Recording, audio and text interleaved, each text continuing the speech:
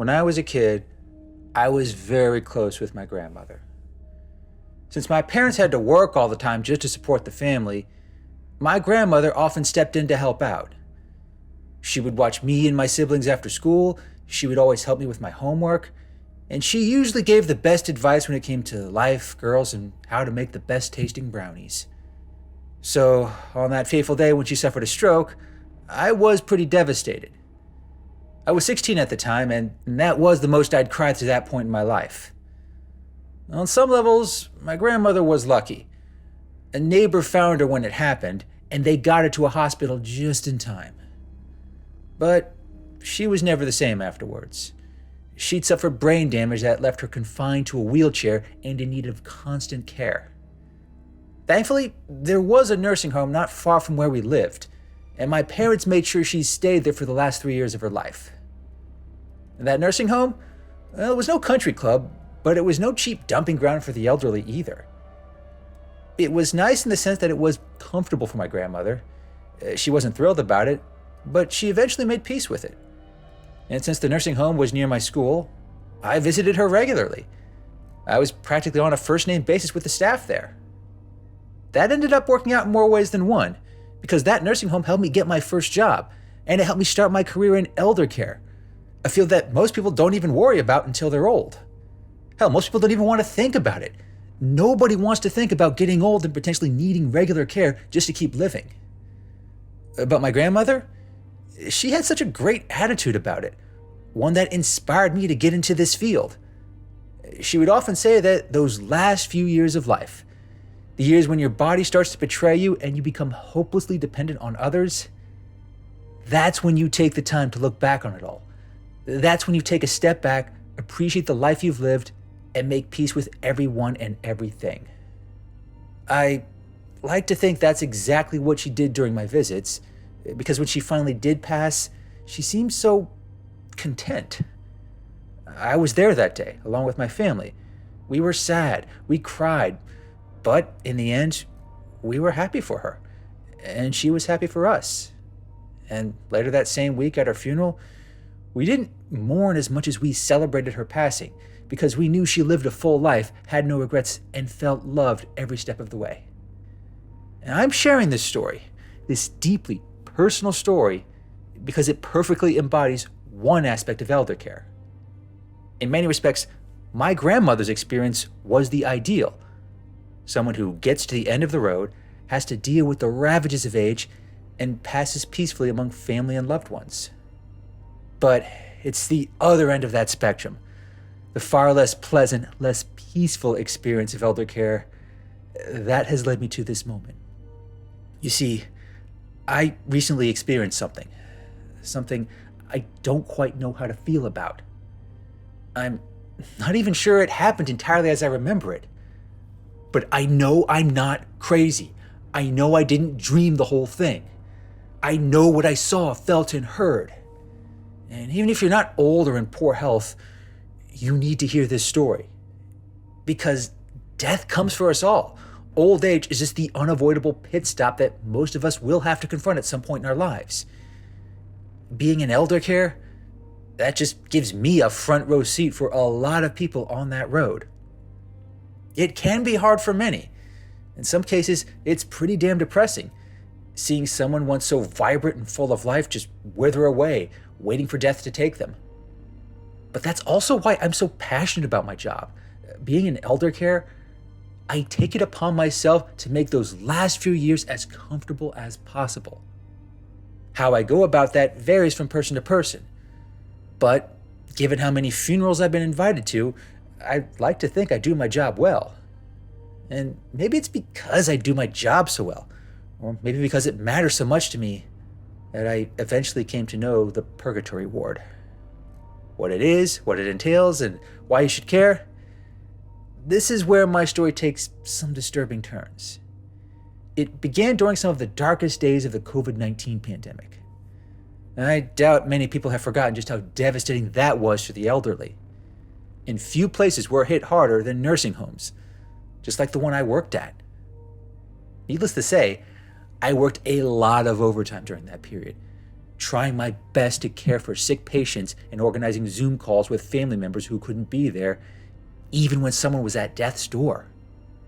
But the absolute worst effects of the pandemic came from those who resisted aging peacefully. Everyone has probably encountered them at some point. We all have this stereotype in our head of your typical bitter old coot, always grumpy, always miserable, and always demanding that others around them share in that misery. But, stereotype or not, some people really lean into it. They basically embrace the opposite mentality of my grandmother. They don't use their final years to appreciate and cherish their life. Oh no, they spend those years seething with bitterness, anger, and hate. Even when relatives visit them, their attitude doesn't seem to change. Some actually exploit the sympathy of others, using it to get what they want or just lure others into their pit of misery. Believe me, however miserable you think these people are, it can get so much worse. I know because I deal with them regularly.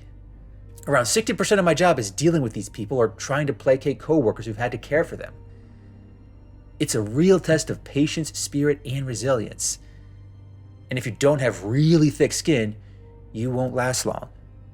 And when the pandemic was at its worst, I needed thicker skin than most.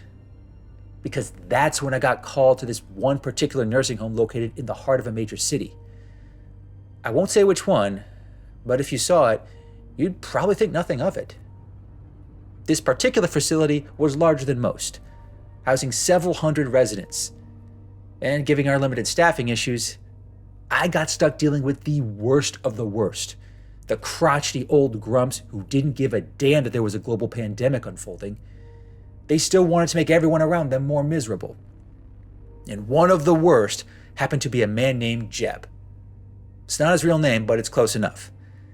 Now, this guy was in his late 80s, confined to a wheelchair, and had not taken care of himself. But somehow, he was still alive and coherent enough to regularly annoy the staff. And it certainly didn't help that he would go on these long, profanity-laced Zoom calls with his kids, who really wanted nothing to do with him at this point. Through these calls, I learned that Jeb had been a real ass of a father and an even worse grandfather. He'd made a decent amount of money over the course of his life, but he often lorded it over his family, mostly to maintain control over them. And once COVID hit and they refused to leave their home state across the country, Jeb actually threatened to cut them off financially.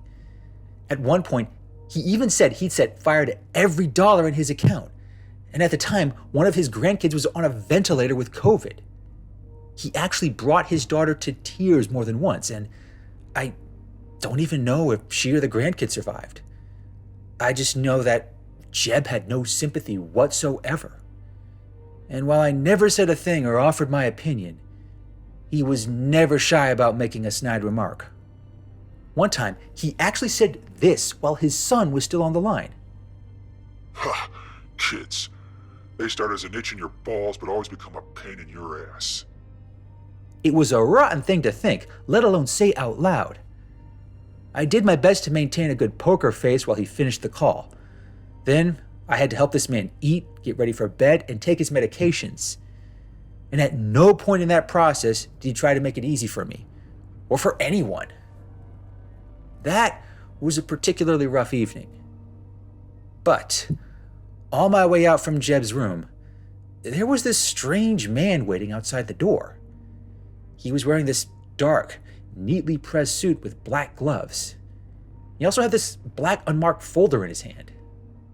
Now, I'd never seen this man before, but he looked like a lawyer, which wasn't unusual for a place like this. Even during COVID, lawyers came and went throughout nursing homes, often for those wanting to make sure their affairs were in order, just in case they got sick. I wouldn't have thought anything of the man had he not glanced at me. He must have heard the tail end of Jeb's remarks, because he cast me this strange look. I don't know if it was respect or sympathy, but I still ended up speaking first. Some residents love to make it hard for us, but even they need care at this age. It was just an offhand comment. I'd made it to many others in some form or another. But when this man heard it, he grinned at me. It wasn't out of humor or amusement. It was almost like I just said something he wasn't expecting to hear. And suddenly, his look changed. He almost seemed excited by my presence. That's when he said this. You have a big heart and a good soul. Two things that don't usually last in places such as this. Take comfort in that now, because it'll lead you away from places you do not want to be. It sounded like a warning, as well as an assurance in some ways. I remember just standing there awkwardly, glad my mask was covering the look on my face. But this man, before he left, walked up to me and placed his hand on my shoulder. I'll never forget his grip. It was so cold yet so strong. He didn't say anything else, but his touch, it just filled me with this strange sense of dread. The man only nodded lightly before walking by me, leaving me to finish the rest of my shift. I needed a moment to collect myself after that, but I pushed it aside as best I could. And when I went home that night, I didn't expect to see that man again. It probably would have been much easier if I hadn't. The next day, I go to work as usual. It's also pouring rain outside and uncomfortably cold. And that usually puts Jeb in an even worse mood. So, in an effort to get it out of the way, I make him the first stop on my shift. That's when I discover that his room has been mostly vacated. Now, usually, that means a resident has passed away or been moved to hospice care. In some sense, I was relieved. If Jeb had passed away or been sent somewhere else, then that meant I didn't have to deal with him anymore. But it turns out, the situation was a bit more complicated. On the dresser next to his bed, there was this unmarked folder. It looked similar to the ones this facility used for most of its record keeping. I opened it and saw what looked like to be standard paperwork. I noted that Jeb had been transferred to another ward. Didn't say why, but there was this note in odd handwriting. It said something about moving him to the Purgatory ward, which I had never heard of. I was certainly curious, but not enough to really look into it. Then, I saw this familiar ring on the floor next to the bed. I recognized it as Jeb's class ring, a ring he rarely took off even while he was sleeping. And whenever he did take it off, he somehow got even more irritable. Not wanting to subject any of the staff to that, I decided to track Jeb down and return it. So, I took the folder and the ring, left the room, and made my way down the hall. That's when I saw him again.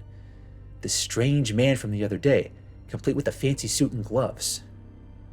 I was a bit anxious at first, but when he recognized me, he just smiled and greeted me warmly, as though I were an old friend.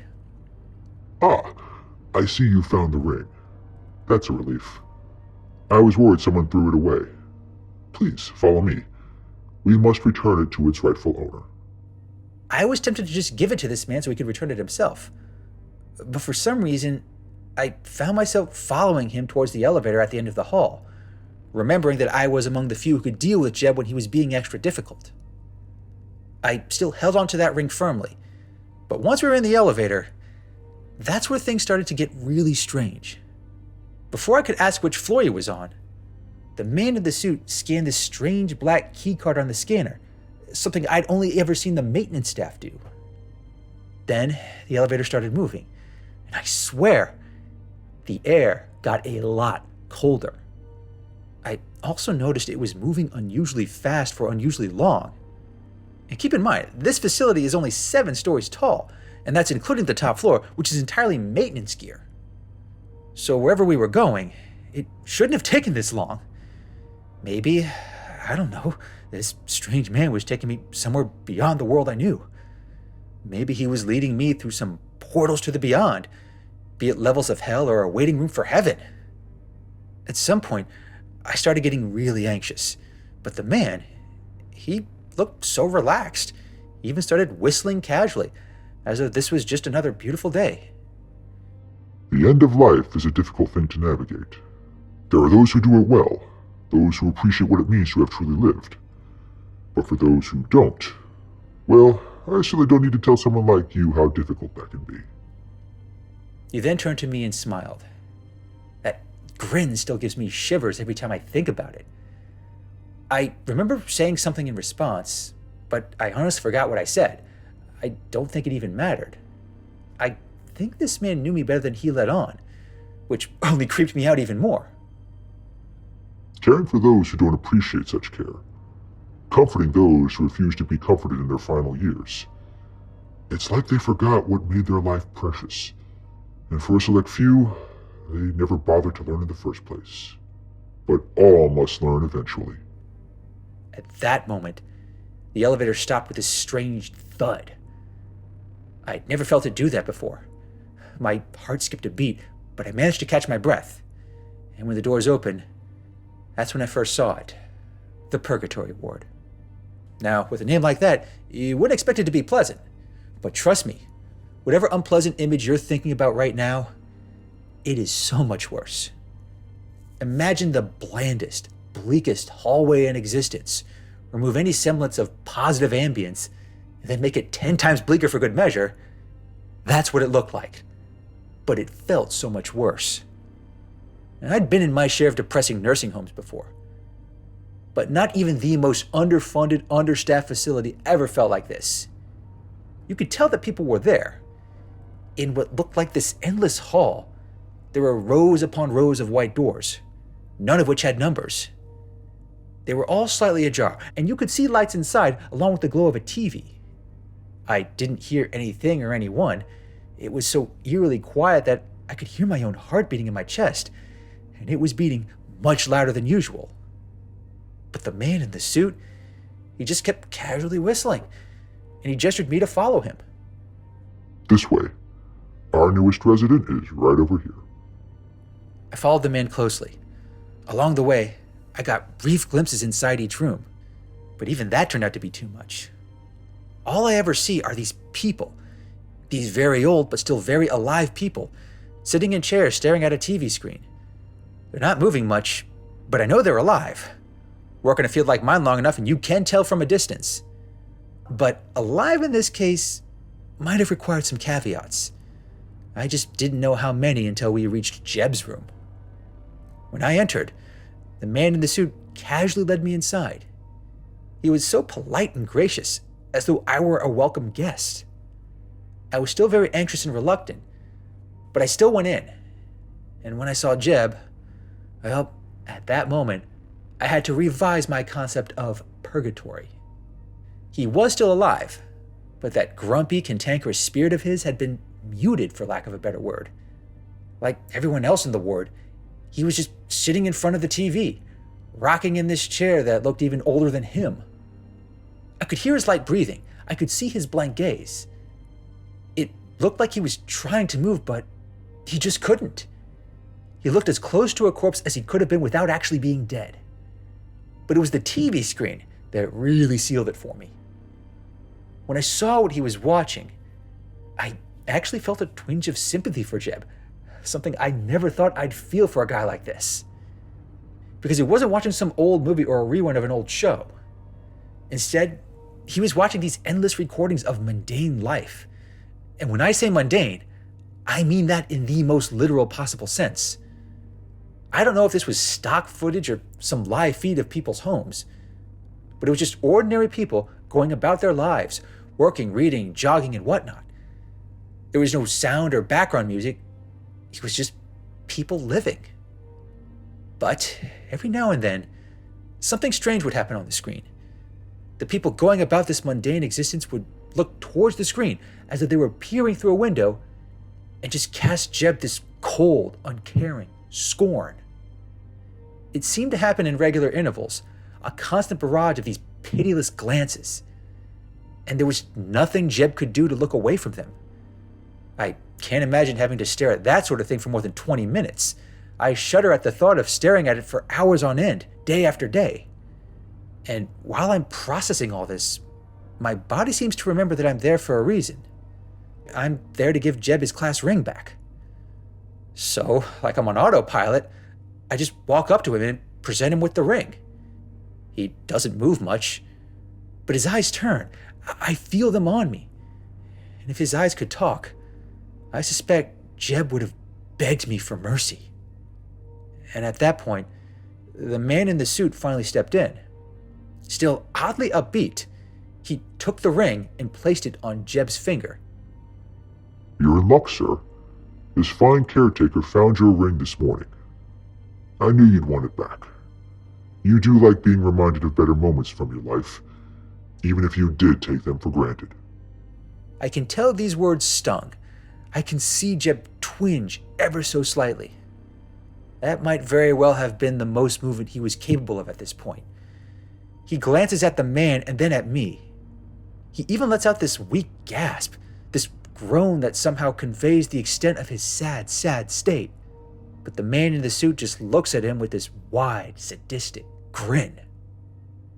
It's tragic, but you've no one to blame but yourself. Maybe if you had appreciated your life, especially those close to you, you might have gone peacefully. But no.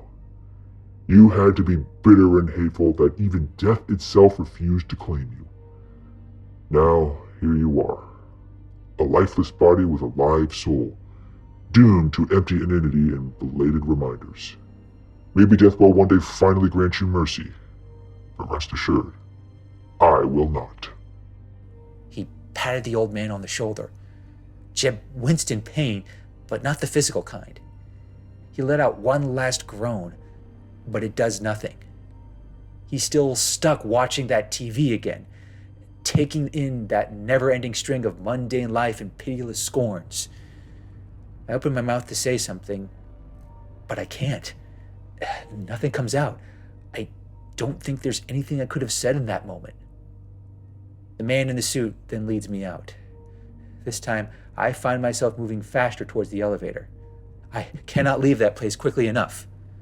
I avoid glimpsing into other rooms. For all I know, there are people in there older than the pyramids, still alive, still longing for death's release, but being denied. Is it cruel? Yeah, it definitely is. Is it tragic? Oh yeah, it definitely is. But just as we're about to get into the elevator, I look back at the man in the suit.